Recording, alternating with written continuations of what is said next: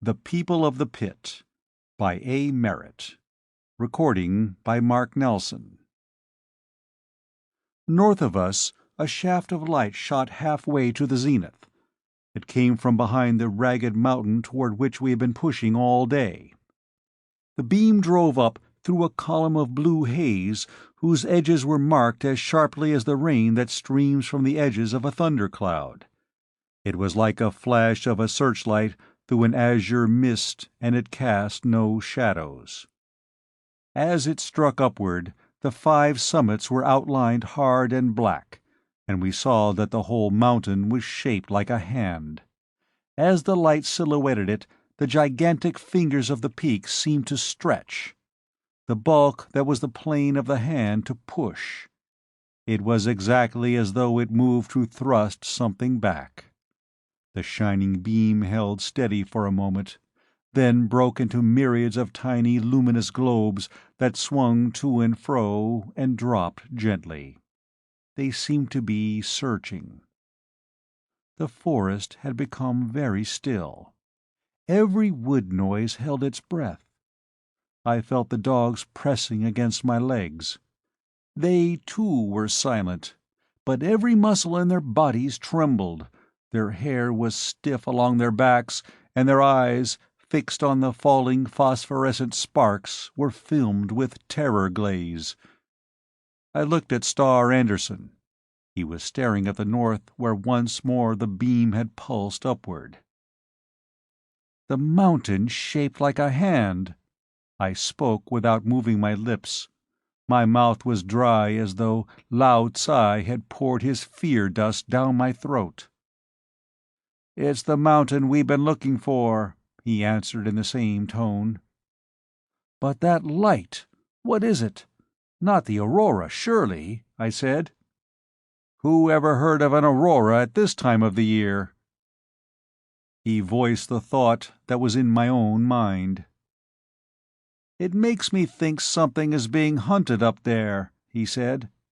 "That the lights are seeking an unholy sort of hunt. It's well for us to be out of range." "The mountain seems to move each time this shaft shoots up," I said. "What's keeping it back, Star?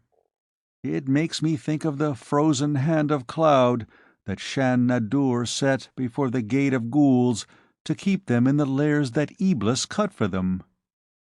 He raised a hand, listening. From the north and high overhead there came a whispering. It was not the rustling of the aurora, that rushing, crackling sound, like ghosts of winds that blew at creation racing through the skeleton leaves of ancient trees that sheltered Lilith. This whispering held in it a demand. It was eager. It called us to come up where the beam was flashing. It drew.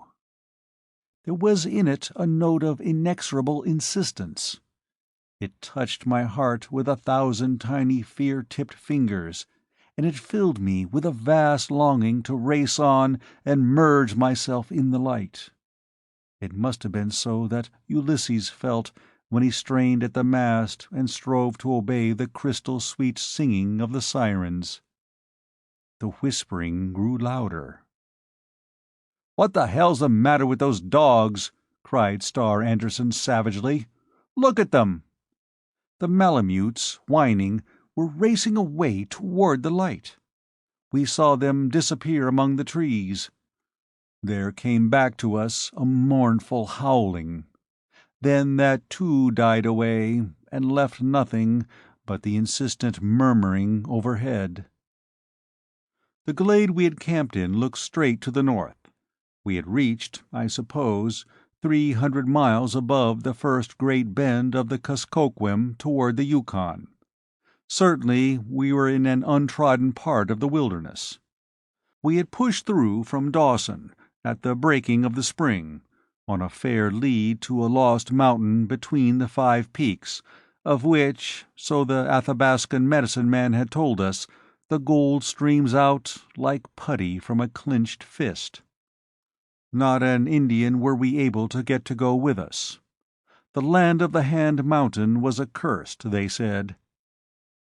We had sighted a mountain the night before, its ragged top faintly outlined against a pulsing glow.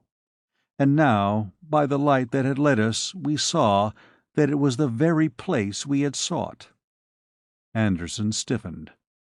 Through the whispering had broken a curious pad-pad and a rustling. It sounded as though a small bear were moving toward us. I threw a pile of wood on the fire, and as it blazed up, saw something break through the bushes. It walked on all fours, but it did not walk like a bear. All at once it flashed upon me. It was like a baby crawling upstairs. The forepaws lifted themselves in grotesquely infantile fashion. It was grotesque, but it was terrible. It drew closer. We reached for our guns and dropped them. Suddenly, we knew that this crawling thing was a man. It was a man. Still, with that high-climbing pad-pad, we swayed to the fire. He stopped. "Safe," whispered the crawling man in a voice that was an echo of the whispering overhead. "Quite safe here. They can't get out of the blue, you know. They can't get you unless you answer them." "He's mad," said Anderson, and then gently to this broken thing that had been a man, "You're all right. There's nothing after you." "Don't answer them," repeated the crawling man. "The lights, I mean." "The lights?" I cried, startled even out of pity. "What are they?" "The people of the pit," he murmured. He fell upon his side. We ran to him. Anderson knelt. "God's love," he said. "Frank, look at this." He pointed to the hands. The wrists were covered with torn rags of a heavy shirt. The hands themselves were stumps. The fingers had been bent into the palms, and the flesh had been worn to the bone. They looked like the feet of a little black elephant. My eyes traveled down the body.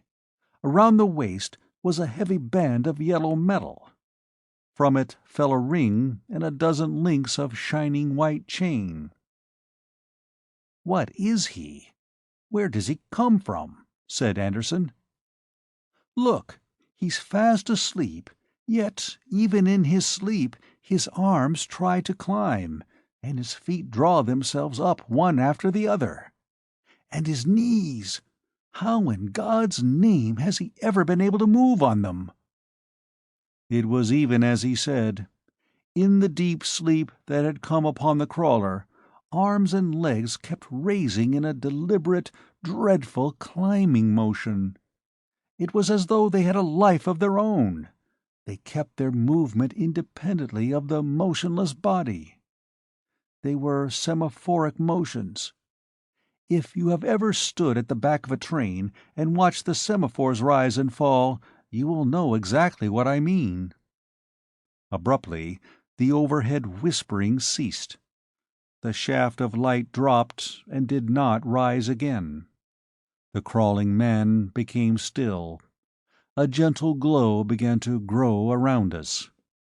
The short Alaskan summer night was over. Anderson rubbed his eyes and turned to me a haggard face. "Man," he exclaimed, "you look as though you'd been sick." "No more than you, Star," I said. "That was sheer, stark horror. What do you make of it all?" "I'm thinking our only answer lies there," he answered, pointing to the figure that lay so motionless under the blankets we had thrown over him. "Whatever they are, that's what they were after. There was no aurora about those lights, Frank. It was like the flaring up of some queer hell the preacher folk never frightened us with." "We'll go no further today," I said. "I wouldn't wake him for all the gold that runs between the fingers of the 5 Peaks, nor for all the devils that may be behind them." The crawling men lay in a sleep as deep as the sticks. We bathed and bandaged the pads that had been his hands. Arms and legs were as rigid as though they were crutches. He did not move while we worked over him. He lay as he had fallen, the arms a trifle raised, the knees bent. I began filing the band that ringed the sleeper's waist. It was gold, but it was like no gold I had ever handled. Pure gold is soft. This was soft, too, but it had an unclean, viscid life of its own. It clung to the file, and I could have sworn that it writhed like a live thing when I cut into it. I gashed through it, bent it away from the body, and hurled it away. It was loathsome. All that day the crawler slept. Darkness came, and still he slept. But that night there was no shaft of blue haze from behind the peaks, no questing globes of light, no whispering. Some spell of horror seemed withdrawn, but not far. Both Anderson and I felt that the menace was there, withdrawn perhaps, but waiting. It was noon next day when the crawling man awoke.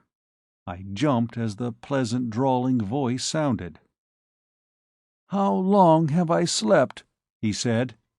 His pale blue eyes grew quizzical as I stared at him. A night, and almost 2 days," I said. "Were there any lights up there last night?" He nodded to the north eagerly. "Any whispering?"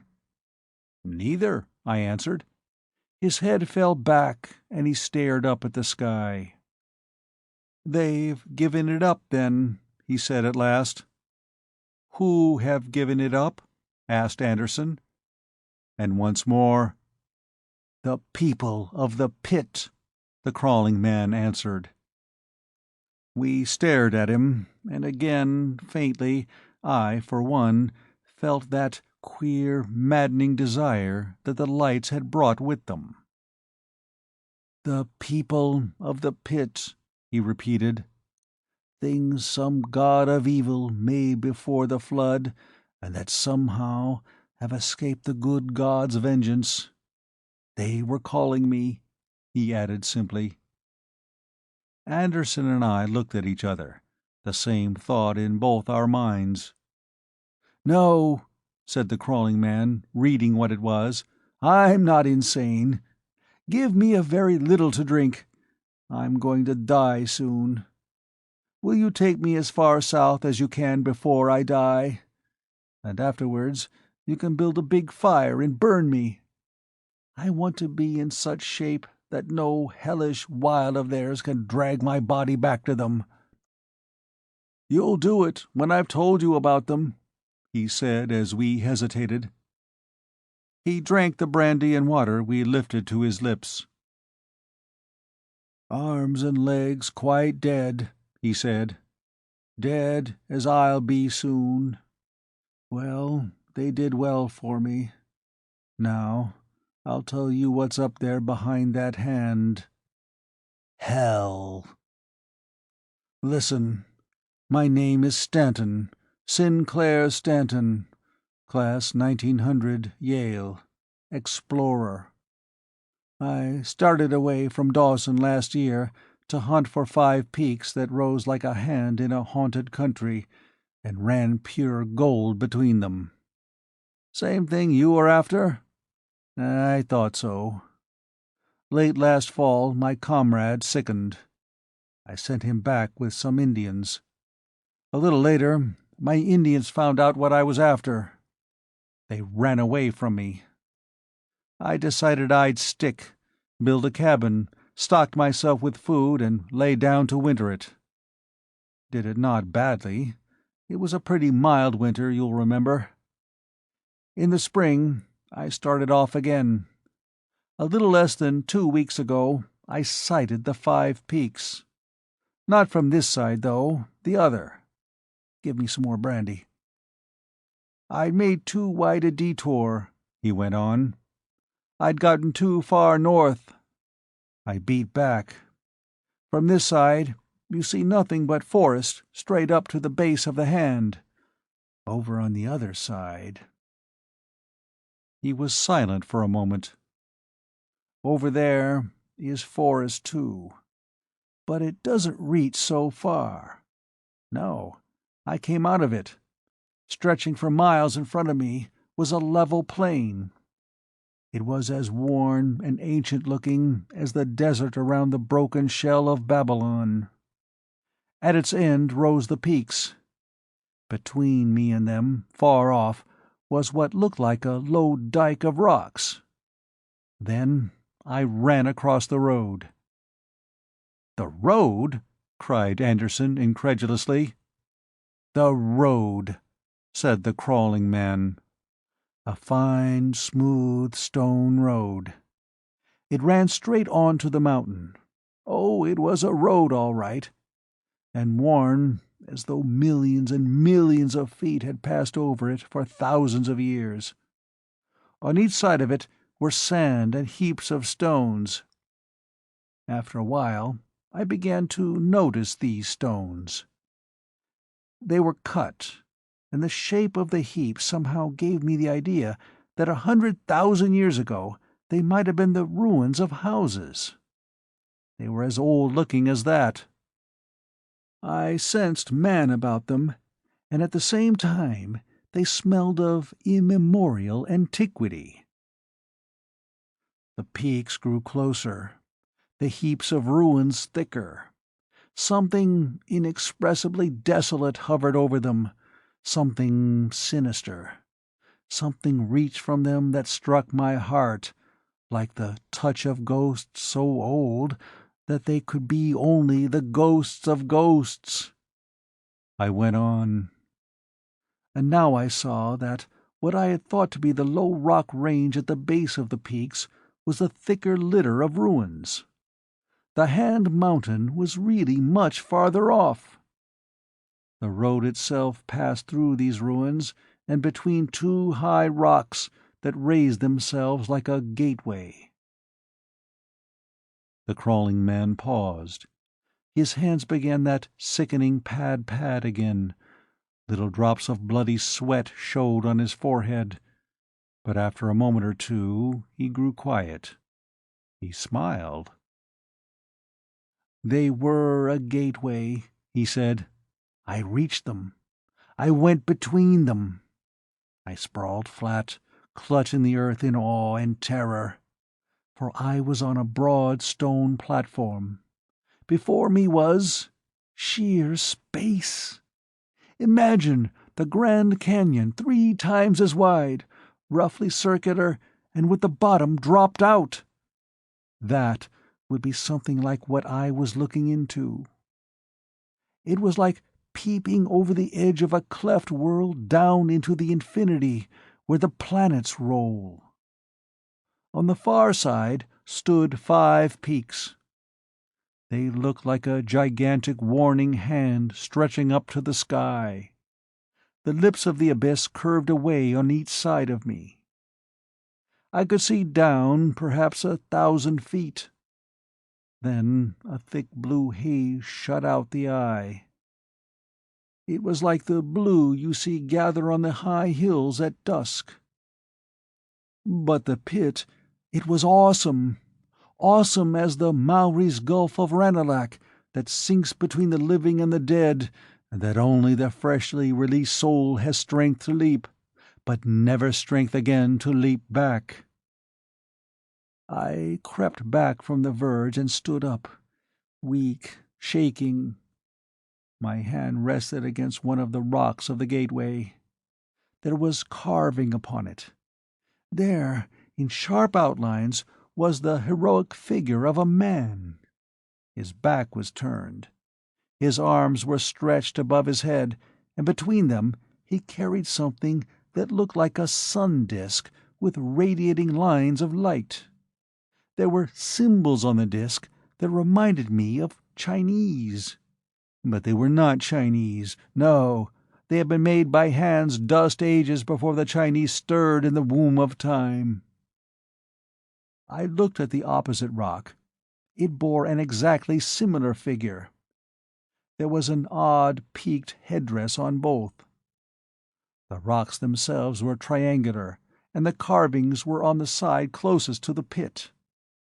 The gesture of the men seemed to be that of holding something back, of barring. I looked closer.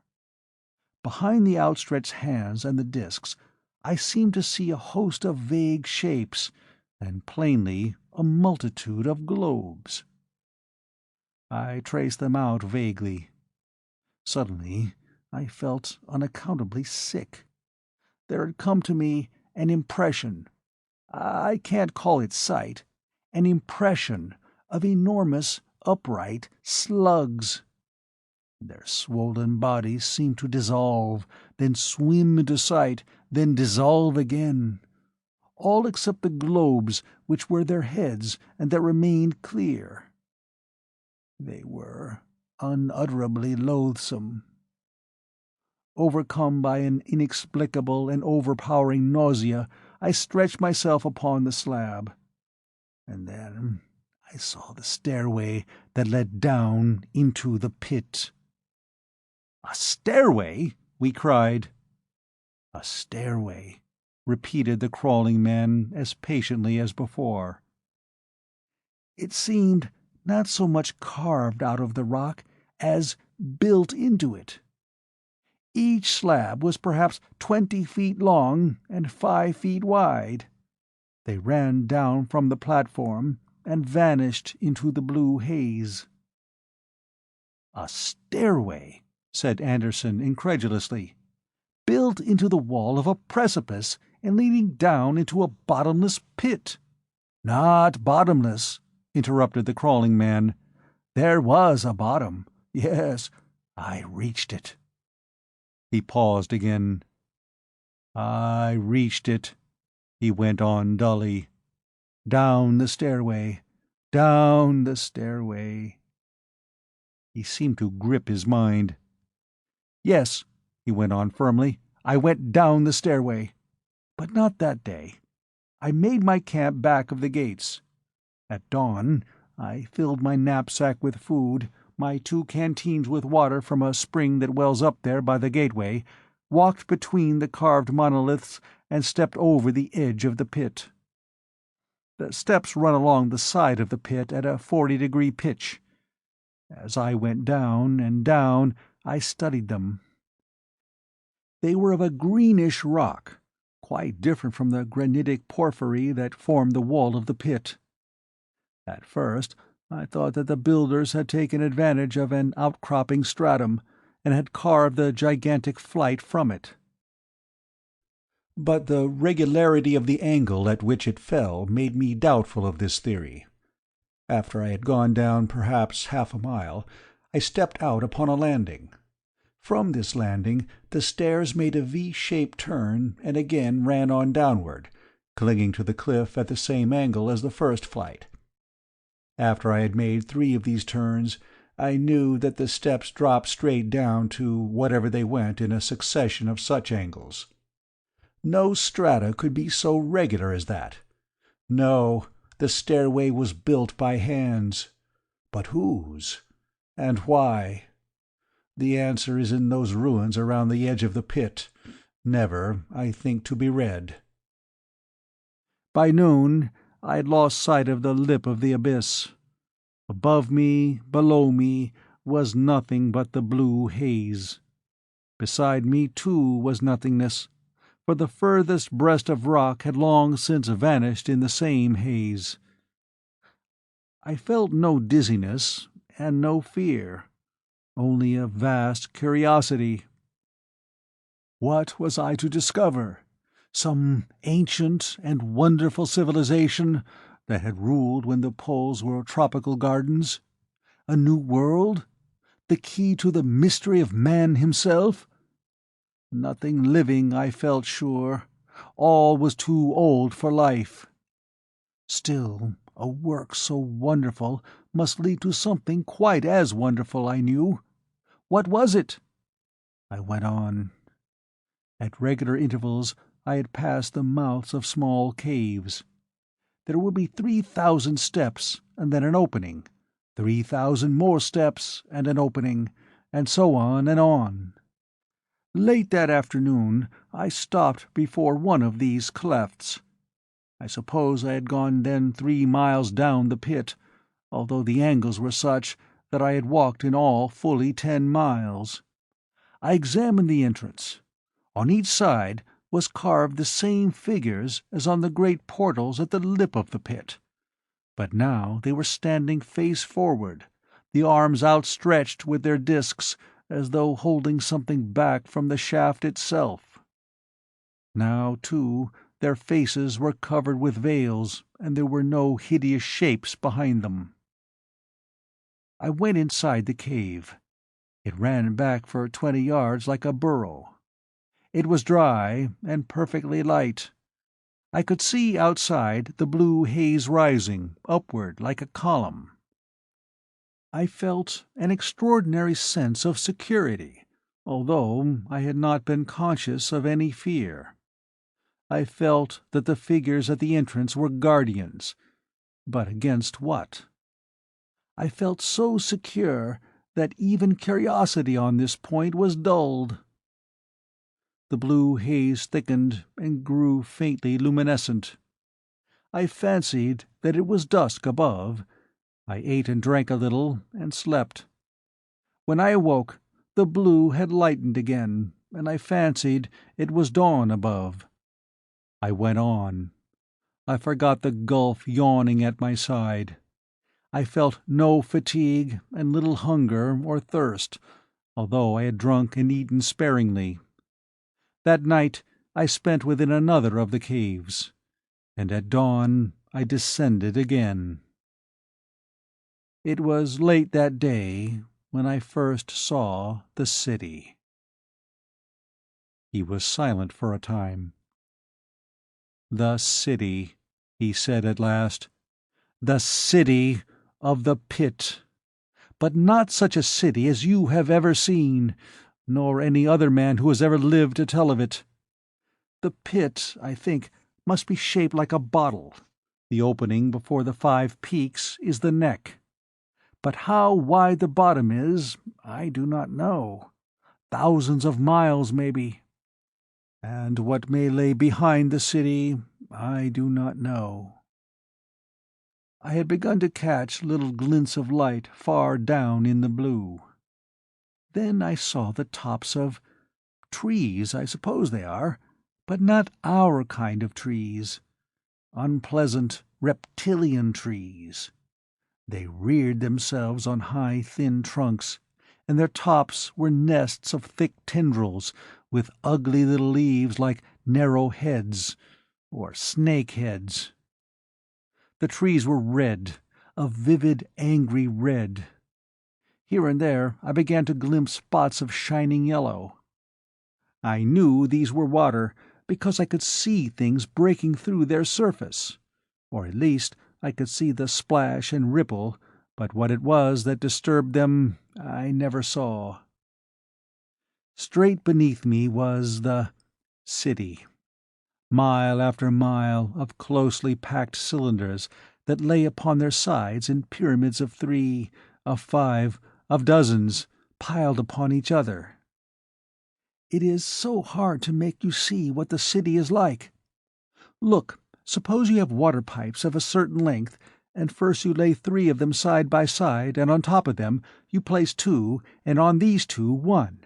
Or suppose you take 5 for a foundation, and place on these 4, and then 3, and then 2, and then 1. Do you see? That was the way they looked.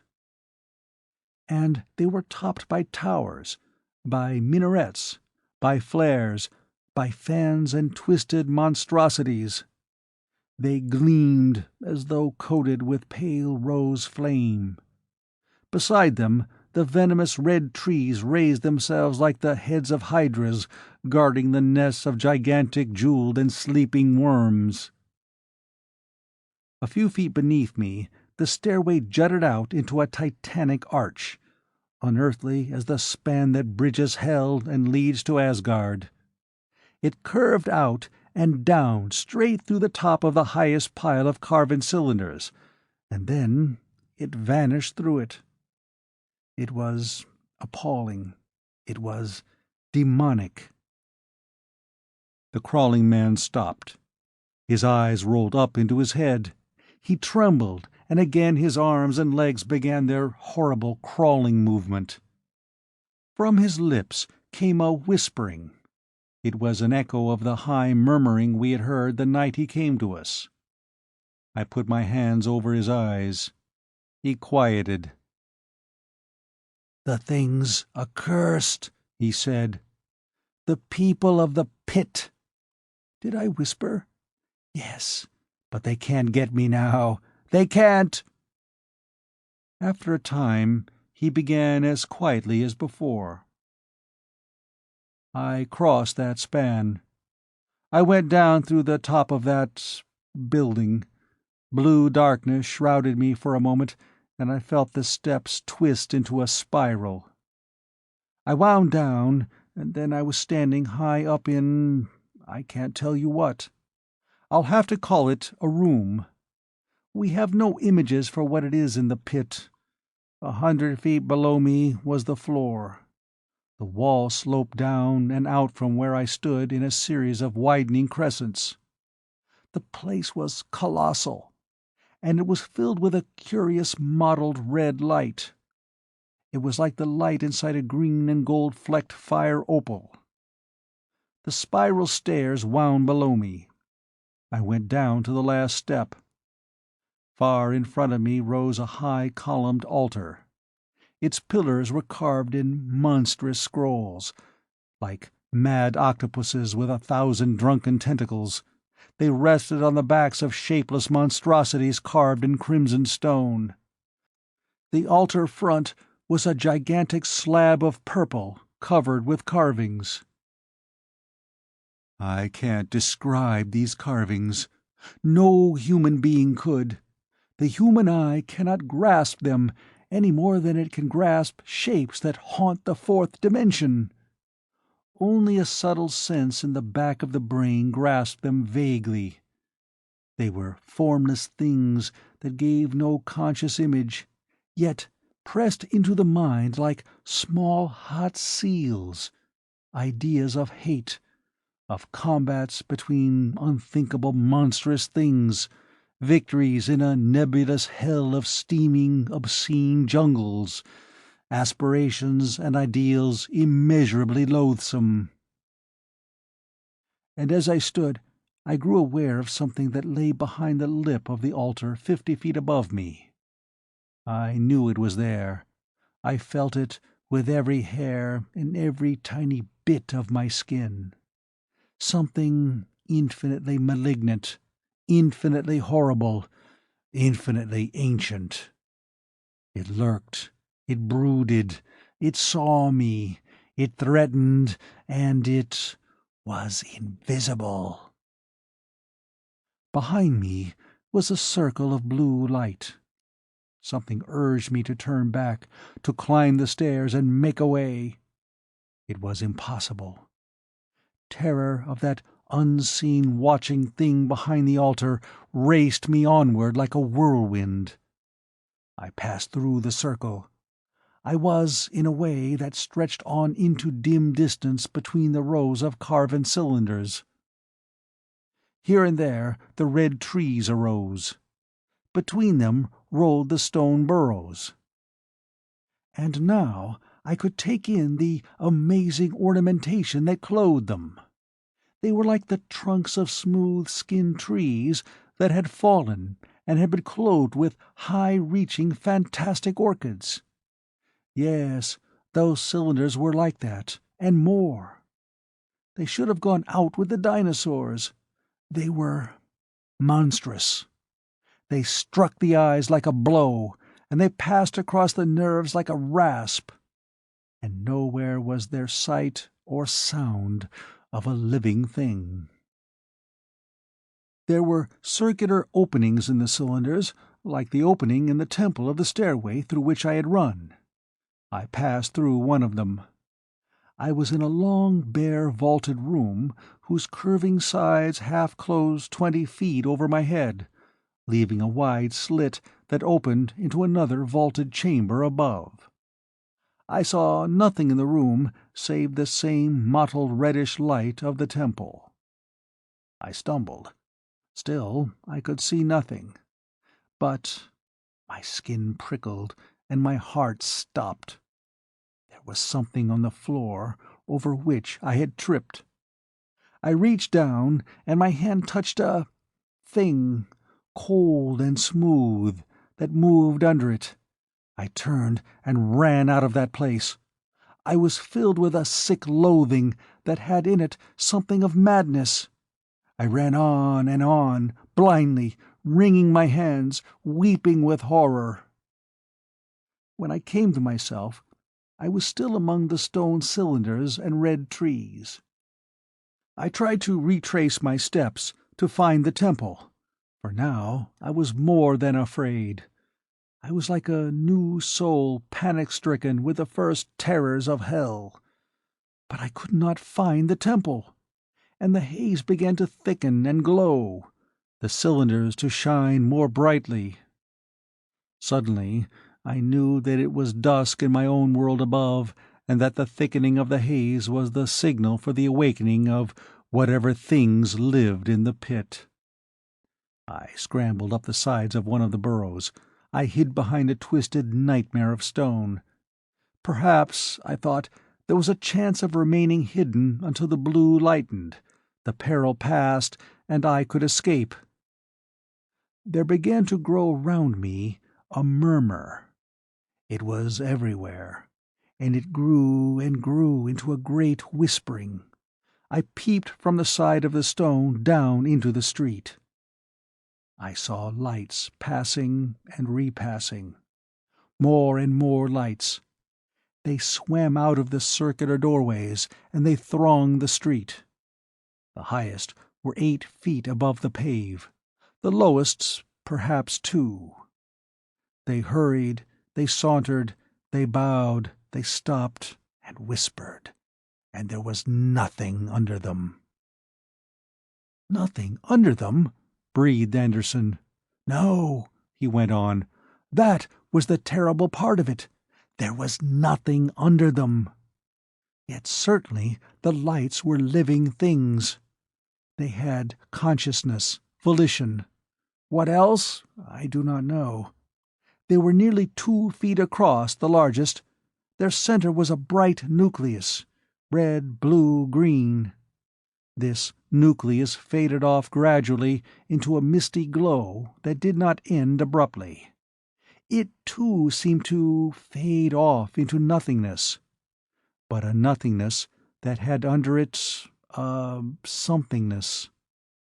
I strained my eyes, trying to grasp this body into which the lights merged and which one could only feel was there, but could not see. And all at once I grew rigid. Something cold and thin like a whip had touched my face. I turned my head. Close behind were 3 of the lights. They were a pale blue. They looked at me, if you can imagine lights that are eyes. Another whiplash gripped my shoulder. Under the closest light came a shrill whispering. I shrieked. Abruptly, the murmuring in the street ceased. I dragged my eyes from the pale blue globe that held them and looked out. The lights in the streets were rising by myriads to the level of where I stood. There they stopped and peered at me. They crowded and jostled as though they were a crowd of curious people on Broadway. That was the horrible part of it. I felt a score of the lashes touch me. I shrieked again. Then darkness and a sensation of falling through vast depths. When I awoke to consciousness, I was again in the great place of the stairway, lying at the foot of the altar. All was silent. There were no lights, only the mottled red glow. I jumped to my feet and ran toward the steps. Something jerked me back to my knees. And then I saw that around my waist had been fastened a yellow ring of metal. From it hung a chain, and this chain passed up over the lip of the high ledge. I reached into my pockets for my knife to cut through the ring. It was not there. I had been stripped of everything except one of the canteens that I had hung around my neck, and which I supposed they had thought was part of me. I tried to break the ring. It seemed alive. It writhed in my hands and drew itself closer around me. I pulled at the chain. It was immovable. There came over me in a flood consciousness of the unseen thing above the altar, and I groveled at the foot of the slab. Think, alone, in that place of strange light, with the brooding, ancient horror above me. A monstrous thing, a thing unthinkable, an unseen thing that poured forth horror. After a while I gripped myself. Then I saw beside one of the pillars a yellow bowl filled with a thick white liquid. I drank it. If it killed, I did not care. But its taste was pleasant, and as I drank, strength came back to me with a rush. Clearly, I was not to be starved. The people of the pit, whatever they were, had a conception of human needs. And now, once more, the reddish, mottled gleam began to deepen. Again outside arose the humming. Through the circle that was the entrance to the temple came streaming the globes. They ranged themselves in ranks until they filled the temple. Their whispering grew into a chant, a cadenced whispering chant that rose and fell, while to its rhythm the globes lifted and sank, lifted and sank. All the night the lights came and went, and all that night the chant sounded as they rose and fell. At the last I felt myself only an atom of consciousness in the sea of that whispering, an atom that rose and fell with the bowing globes. I tell you that even my heart pulsed in unison with them. And the red glow faded, the lights streamed out, the whispering died. I was again alone, and I knew that again day had begun in my own world. I slept. When I awoke, I found beside the pillar another bowl of the white liquid. I scrutinized the chain that held me to the altar. I began to rub two of the links together. I did this for hours. When the red began to thicken there was a ridge worn in the links. Hope rushed up within me. There was, then, a chance to escape. With the thickening, the lights came again.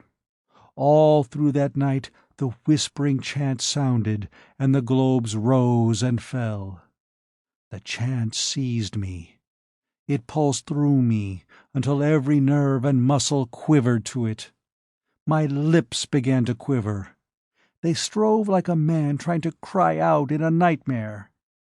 And at last they, too, were whispering the evil chant of the people of the pit.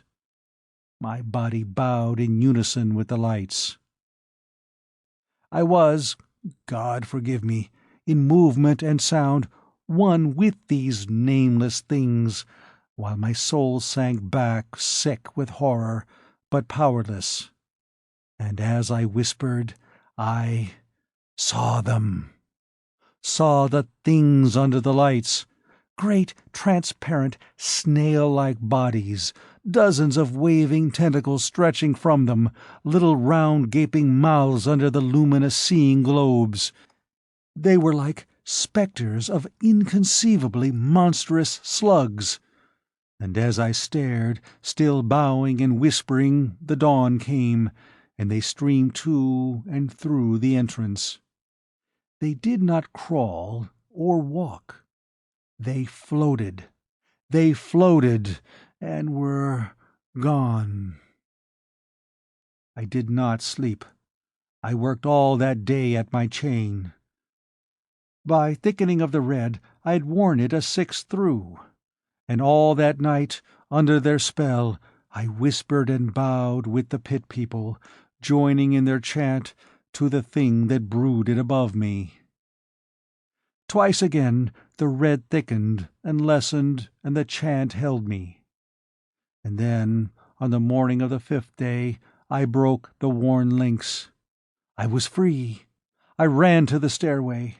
With eyes closed, I rushed up and past the unseen horror behind the altar ledge, and was out upon the bridge. I crossed the span and began the ascent of the stairway. Can you think what it is to climb straight up the verge of a cleft world, with hell behind you? Well, worse than hell was behind me, and terror rode me. The city of the pit had long been lost in the blue haze before I knew that I could climb no more. My heart beat upon my ears like a sledge. I fell before one of the little caves, feeling that here at last was sanctuary. I crept far back within it and waited for the haze to thicken. Almost at once it did so, and from far below me came a vast and angry murmur. Crouching at the back of the cave, I saw a swift light go shooting up through the blue haze, then die down and break, and as it dimmed and broke, I saw myriads of the globes that are the eyes of the pit people swing downward into the abyss. Again and again the light pulsed, and the globes rose with it and fell. They are hunting me.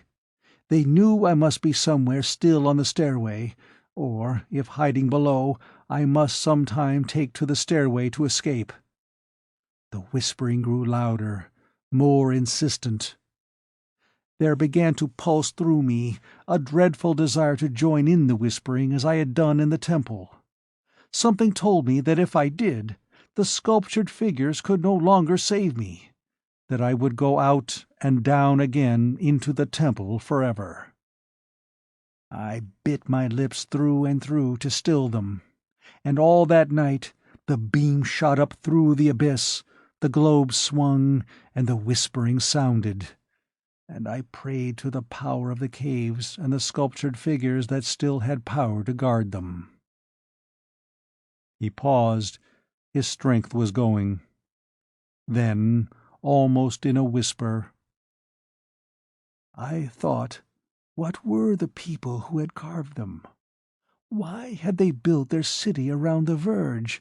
And why had they set that stairway in the pit? What had they been to the things that dwelt at the bottom? And what use had the things been to them that they should live beside their dwelling place? That there had been some purpose was certain. No work so prodigious as the stairway would have been undertaken otherwise. But what was the purpose? And why was it that those who had dwelt about the abyss had passed away ages gone, and the dwellers in the abyss still lived? He looked at us. I could find no answer. I wonder if even I am dead I shall know. I doubt it. Dawn came as I wondered, and with it, silence. I drank what was left of the liquid in my canteen, crept from the cave, and began to climb again. That afternoon my legs gave out. I tore off my shirt and made from it pads for my knees and coverings for my hands. I crawled upward. I crawled up, and again I crept into one of the caves and waited until again the blue thickened, the shaft of light shot through it, and the whispering came. But now there was a new note in the whispering. It was no longer threatening. It called and coaxed. It drew. A terror gripped me. There had come upon me a mighty desire to leave the cave and go out where the light swung, to let them do with me as they pleased, carry me where they wished. The desire grew. It gained fresh impulse with every rise of the beam, until at last I vibrated with the desire as I had vibrated to the chant in the temple. My body was a pendulum. Up would go the beam, and I would swing toward it. Only my soul kept steady. It held me fast to the floor of the cave, and it placed a hand over my lips to still them. And all that night I fought with my body and lips against the spell of the pit people. Dawn came. Again I crept from the cave and faced the stairway. I could not rise. My hands were torn and bleeding, my knees in agony. I forced myself upward, step by step. After a while, my hands became numb. The pain left my knees. They deadened. Step by step, my will drove my body upward upon them. And time after time I would sink back within myself to oblivion, only to wake again and find that all the time I had been steadily climbing upward. And then only a dream of crawling up infinite stretches of steps, memories of dull horror while hidden within caves, with thousands of lights pulsing without, and whisperings that called and called me. Memory of a time when I awoke to find that my body was obeying the call, and had carried me halfway out between the guardians of the portals, while thousands of gleaming globes rested in the blue haze and watched me. Glimpses of bitter fights against sleep, and always a climb up and up along infinite distances of steps that led from a lost Abaddon to a paradise of blue sky and open world. At last, a consciousness of clear sky close above me, the lip of the pit before me. Memory of passing between the great portals of the pit and of steady withdrawal from it. Dreams of giant men with strange peaked crowns and veiled faces who pushed me onward and held back pulsing globules of light that sought to draw me back to a gulf wherein planets swam between the branches of red trees that had snakes for crowns. And then a long, long sleep. How long, God alone knows, in a cleft of rocks. An awakening to see far in the north the beam still rising and falling, the light still hunting, the whispering high above me calling, and knowledge that no longer had they power to draw me. Again, crawling on dead arms and legs that moved, like the ancient mariner's ship, without volition of mine. And then your fire, and this safety.